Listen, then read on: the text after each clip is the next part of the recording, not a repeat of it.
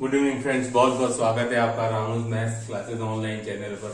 जैसा कि स्टूडेंट आपको पता चल गया होगा कि अब से कुछ देर पहले आरपीएससी ने संस्कृत विभाग का जो सेकंड ग्रेड की जो विज्ञप्ति निकाली थी स्टूडेंट, उसका सिलेबस जारी कर दिया गया है। संस्कृत विभाग सेकंड ग्रेड का सिलेबस जारी हो चुका है।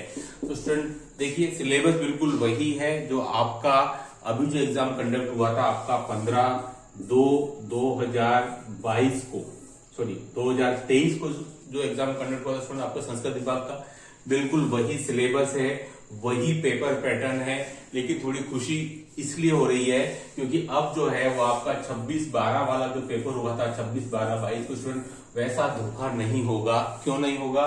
क्योंकि उस सिलेबस में जो गाइडलाइन स्टूडेंट उसमें बिल्कुल क्लियर कट लिखा है कि आपका सीनियर एंड सेकेंडरी लेवल मिलाकर के स्टूडेंट आपका टोटल 180 मार्क्स है ना, क्लियर कट लिख दिया उसमें। आपका जो ग्रेजुएशन स्टैंडर्ड है स्टूडेंट, वो आपका टोटल आपका 80 मार्क्स है ना, यानी कि 40 क्वेश्चंस हो गए। अब ये कंफर्म हो गया कि भाई अब हमारे साथ में जो 26/12 में जो धोखा हुआ था कि बीएससी पार्ट के क्वेश्चन जस्ट डबल यानी कि 80 आ गए थे और 11th-12th के जो आने चाहिए थे 80 वो आ गए थे 36-37 करीबन।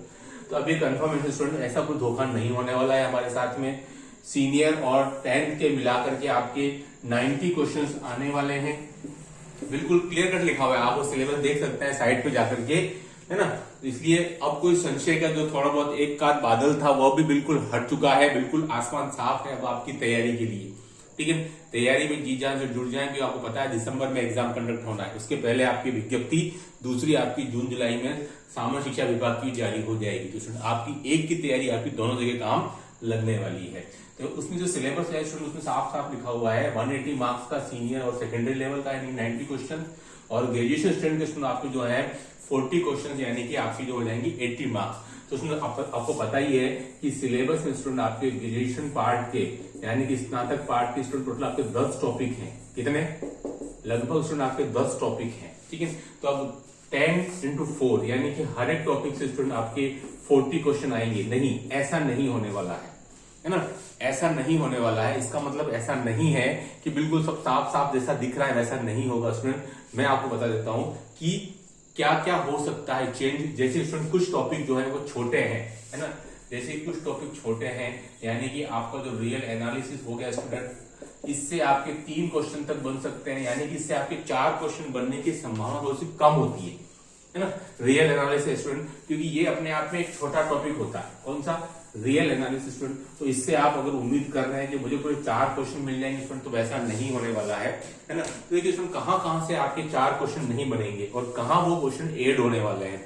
जैसे कि आपका सबसे लंबा टॉपिक स्टूडेंट आपका कैलकुलस है। कैलकुलस में लगभग स्टूडेंट आपके कितने 8 से 9 टॉपिक है। तो अगर आप मान के चले तो आपके लगभग 9 से 10 क्वेश्चन आपके डेफिनेटली आपके कैलकुलस टॉपिक से आने वाले हैं, है ना।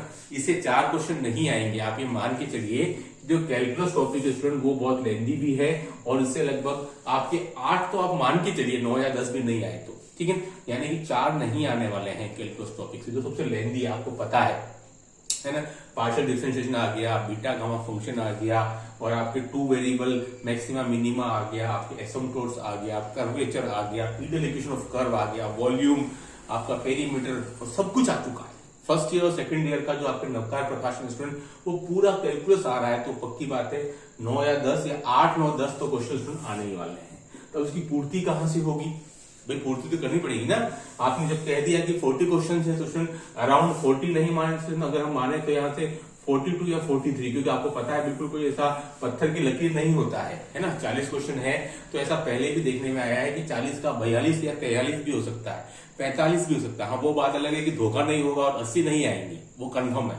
ठीक है ना। हाँ, तो हम ये बात को समझ सकते हैं, स्पेशली जो नए स्टूडेंट हैं, कि वो आप ये भ्रम नहीं पाल लें कि भाई सर हर टॉपिक से 4 ही आएंगे, तो फिर कैलकुलस के साथ तो फिर वही अनजस्टिस हो जाएगा, उसमें तो 8 से 9 टॉपिक है ना। तो ये कंफर्म बात है स्टूडेंट, कैलकुलस टॉपिक आज भी सबसे लेंदी है और उससे 8 से 10 क्वेश्चन डेफिनेटली उससे मेरे को लगता आने चाहिए और पहले भी आए थे, ठीक है।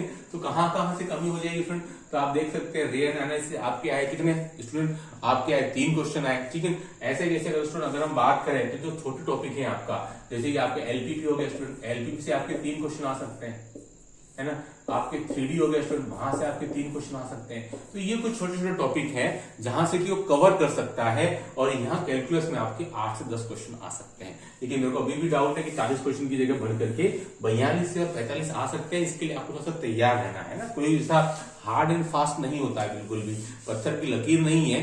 बाकी थोड़ा बहुत ऊपर नीचे हो सकता है, लेकिन मुझे लगता है कि मार्जिन जो है वो आपके 10% से ऊपर नीचे नहीं होगा। 40 का 42 या 44 से 45 तक हो सकता है, तो उसमें कोई दिक्कत वाली बात नहीं है, ठीक है। बाकी 80 नहीं होगा, 70 भी नहीं होगा, 60 भी नहीं होगा, ठीक है, 50 तक भी नहीं पहुंचेगा, ये पक्की बात है। यानी कि अब आपको एक रोड मैप मिल गया आपकी तैयारी के लिए। नेक्स्ट वीडियो में मैं आपको बिल्कुल शेयर करूंगा कि किस टॉपिक से कितने क्वेश्चंस बनने की संभावना है, अकॉर्डिंग टू उस टॉपिक की लेंथ के हिसाब से, उसकी इंपॉर्टेंस के हिसाब से, ठीक है। तो इस वीडियो में आने का उद्देश्य था कि आपके लिए 2 खुशखबरियां थी। नंबर 1 पहले से आपको मिली हुई है 40% वाली, वो हट चुकी है आपके पर पेपर के, इसलिए वो भी एक खुशखबरी थी। और दूसरी खुशखबरी ये भी उतनी ही अहम हो जाती है, क्योंकि अभी भी लोगों के दिमाग में शक था कि सर कहीं बीएससी पार्ट से 26, 12, 22 की तरह बीएससी क्वेश्चंस की बौछार नहीं हो जाए, तो इसमें वो भी मिट चुका है। तो आपको कंफर्मेशन है कि हाँ, लेकिन ये भी कंफर्मेशन कि अभी भी कैलकुलस वाला, यानी कि जो बीएससी पार्ट है स्टूडेंट, वही आपका अभी भी मेरिट डिसाइडर रहने वाला है। मैंने हमेशा कहा है, सेकंड ग्रेड हो चाहे फर्स्ट ग्रेड, मेरिट डिसाइडर आपका बीएससी पार्ट ही रहता है। इसको आपको बहुत सॉलिड करना है, क्योंकि इसमें आपका लेस इनपुट है ना। इसमें स्टूडेंट आपका लेस इनपुट है और इसमें आपका मैक्सिमम आउटपुट होता है, क्योंकि बहुत से क्वेश्चन होते हैं वो आपके रिपीट होते हैं, वो बार बार आ जाते हैं, और इसके अलावा क्वेश्चन बहुत ज्यादा डीपली भी नहीं आते हैं। तो इसमें यहाँ आपको कम मेहनत पर ज्यादा रिजल्ट दे देता है। तो इसलिए मैं फिर कह रहा हूँ, मेरिट डिसाइडर आपका कैलकुलस होगा, क्योंकि यहाँ क्वेश्चन इतने लेंदी भी नहीं आते हैं। 11th क्वेश्चन बहुत सी बार लेंदी भी आ जाते हैं और वो टफ आते हैं, यानी कि आईआईटी जेईई मेंस लेवल के तो आपको दिखाई ही देने वाले हैं।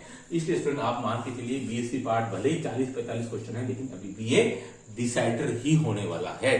तो इसमें देखिए क्वेश्चन का अंतर 10 से 12 क्वेश्चन ही डिसाइड करते हैं आपकी पूरी मेरिट को, बाकी तो सब एक जैसा ही अटेंड करने वाले हैं, कोई बहुत ज्यादा अंतर नहीं आता है, ठीक है।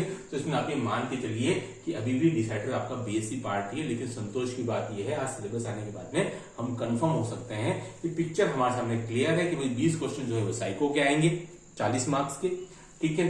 190 क्वेश्चन यानी कि 180 मार्क्स आपका सीनियर और सेकेंडरी लेवल का हो गया, और 40 क्वेश्चन यानी कि 80 मार्क्स बीएससी पार्ट का, ठीक है। तो इंतजार कीजिएगा मेरे दूसरे वीडियो का, जो बहुत जल्दी या तो कल या परसों में आपको बता दूंगा किस टॉपिक से कितने क्वेश्चन आने चाहिए, ताकि आपको उस अमुक टॉपिक को उतना वेटेज देना पड़ेगा। इसके लिए आपको चैनल सब्सक्राइब करना पड़ेगा, ताकि आपको कल का मेरा वीडियो आपको जल्दी से मिल सके। चैनल सब्सक्राइब कर लीजिए, और इससे अहम बात, तैयारी में लग जाइए, जिसमें मैं बार बार जोड़ देता हूं, तैयारी को ब्रेक मत कीजिए स्टूडेंट, क्योंकि मैथ्स में तैयारी कंटिन्यूस होनी चाहिए, रिवीजन होना चाहिए, रिवाइज होना चाहिए, रिकॉल होना चाहिए। बस यही चीजें आपको सफलता दिलाती है मैथ्स में, बाकी और कोई इश्यू नहीं है, ठीक है। मेहनत करते रहिए, चैनल को सब्सक्राइब कर लीजिए, do like share subscribe my channel. Okay, thanks, बहुत बहुत धन्यवाद।